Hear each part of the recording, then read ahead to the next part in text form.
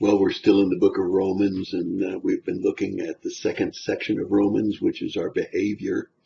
The first section was based on our doctrinal beliefs, and now we look at the behavioral.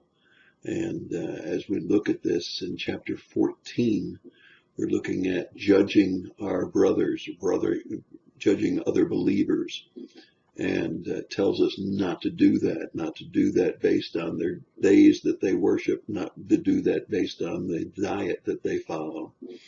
And it continues on in chapter 14 at verse 8, where it says, if we live for the Lord, or if we die for the Lord. Therefore, whether we live or whether we die, we are the Lord's. For to this end Christ died and lived again, that he might be the Lord of both the dead and of the living. So when we're talking about other believers that believe in the Lord, it tells us not to judge the days or the diet that they follow, and the way of worship and in the way of eating, and to remember that we're all part of the family. And then he goes on and he says, but you, why do you judge your brother? Or again, why do you regard your brother with contempt? For we will all stand before the judgment seat of God. For it is written, as I live, says the Lord, every knee shall bow to me, and every tongue shall give praise to God. So that each one of us will give an answer to him for himself to God. We are individually accountable to God, not as a family unit, but as individuals.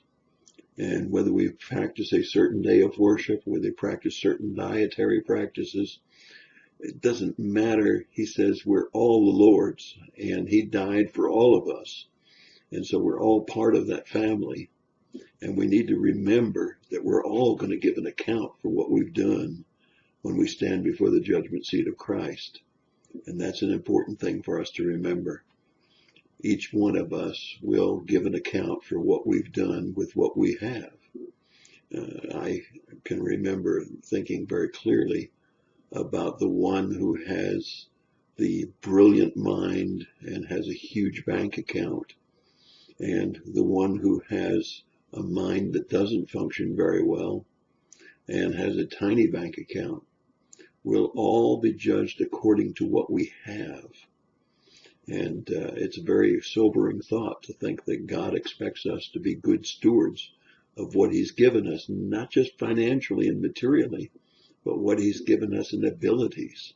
And we'll all be accountable for how we use those abilities, those opportunities that he gives to us. So let's not judge one another. Let's just continue to remember that we as individuals will individually be accountable before him. Now, that doesn't mean that we won't go to heaven if we're not doing the best we can. That has nothing to do with it. It's by faith and grace. But it does mean how pleased he's going to be with us when we enter into heaven, and what kind of rewards, if any, we're going to get when we get to heaven, based on what we've done here in this body with what he's provided us. That's my thought for the day. God bless you and have a great day.